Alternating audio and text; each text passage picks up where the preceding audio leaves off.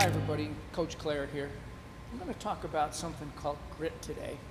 Um, and to make that point, I'm going to give you a little personal story. Actually, a story about a time when I failed pretty heavily. It was back in college. Again, I was playing lacrosse. During the season, I had sustained a slight shoulder separation. Um, Coaches and stuff gave me some shoulder pads to use, so I could still play. But I remember one particular game, I was kind of worried about that shoulder and kind of feeling down about it. And quite frankly, I played a very terrible game, to the point where by the second half, coach pulled me. First time that had ever happened. I was decimated by that. Went home that night and started feeling pretty sorry for myself. But then I turned that around and I said, nope, I'm not going to do this anymore. The next day, went into coach and handed him the shoulder pads. Don't need these anymore. That simple thing renewed my commitment to play the game that I loved, made all the difference, and went on to be pretty successful. Now, I give that to you because nobody's talented enough to succeed without hard work and determination. That's what we talk about when I talk about grit. 80% of success, 80% of your success, whether it be as an athlete or in life, is just showing up, doing the best you can time and time again. Yes, it's dealing with poor performances, but it's using those performances to grow, to get better, and to succeed. It's sticking with the challenge that's in front of you until the challenge surrenders. Part of that grit is staying with your workouts, continuing to work out, even if your teammates, your friends have chosen not to. Going ahead and staying focused when there's nobody there, really to encourage you. Again, I repeat that 80% of success in life is showing up, and showing up time and time again.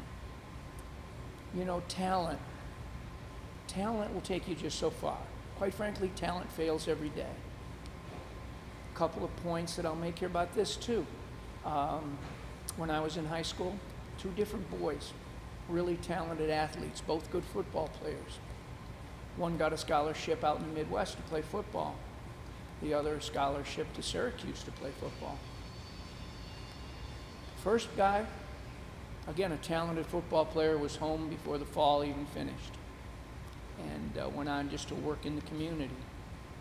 Second player ended up being an All-American at Syracuse, was drafted by the New Orleans Saints, had a great career as a defensive back.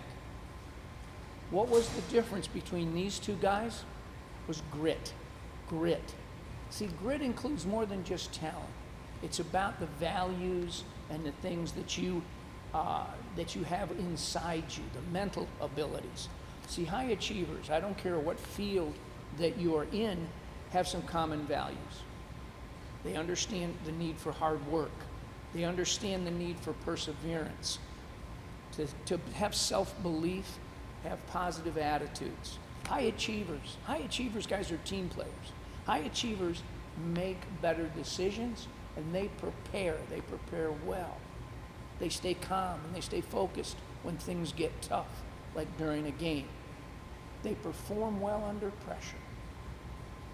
You see, grit allows us to hang in there when things get tough. And because sometimes training and practice isn't always a lot of fun. There are days when we just gotta kind of grind it out. We all have those days. I certainly know those days.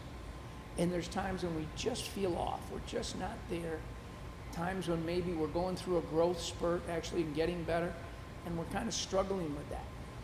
All those things are very real to what we have to deal with, but we've got to continue to grind that out. That's what grit is about for you guys. Bottom line, life and athletics isn't always easy. Great performers are tough. Bottom line, great performers are tough, but they're mentally tough. They have grit. The harder it gets, the more they work. They embrace the challenge, they work hard, and they succeed. As I say in closing, for me, talent's not enough. There's lots of talented people out there that don't make it every day. Be prepared to work. Use your talent. Be prepared to work. Be prepared to succeed. Also, be prepared to fail. But learn from that failure and grow with that failure. Grow with your team. Grow with your coaches. And yes, that growth includes grow with your strength coaches. So we'll see you next week, guys. That's true grit.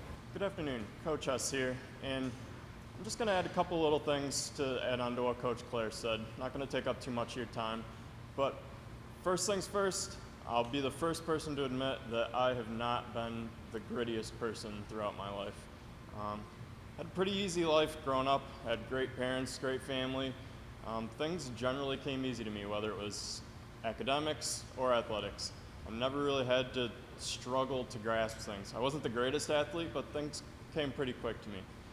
So I never had to develop that grit. And I just want to tell you that whether it's high school, whenever, athletics, or just in life, at some point, life is going to deal you something that you have to deal with that's going to require grit.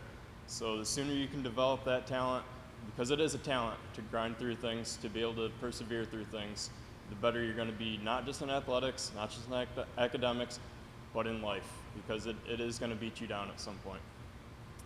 Second thing I want to mention is when I think of grit, who are the people that come to mind?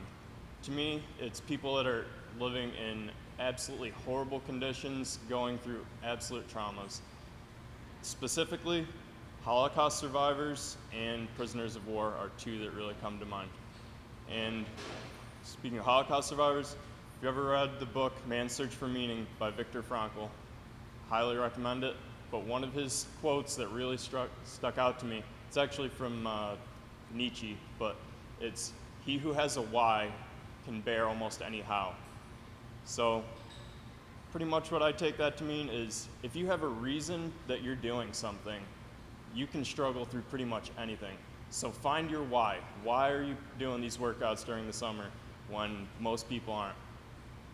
Find your why, and it's going to help a ton. Secondly, I mentioned POW survivors. Hanoi Hilton, Vietnam, prisoner of war camp in North Vietnam. You might know Senator John McCain was a prisoner there. Admiral Stockdale are two very, very famous POWs at the Hanoi Hilton. They're embodiments of grit. These guys were in solitary confinement, being tortured for years on end. And they not only survived, but they thrived afterwards. And yes, they have grit, but another thing that I want you to think about is they didn't do it alone. Yes, they might have been in solitary confinement, but they found a way to communicate with each other, even when they're not allowed to speak to each other, not allowed any sort of communication. They developed a tapping system to enable them to communicate with each other. That was a tremendous boost to their psychological well-being. So, we're all separated during this quarantine. We're not able to communicate, get that social interaction that we normally have, but communicate with each other, help each other through this. It's communicating, being part of a team is a tremendous boost to grit. So, sum it up, find your why, and communicate with each other. Those are going to be huge boosts to get you through this. So, like Coach said, show up. We'll see you next week. Let's keep getting better.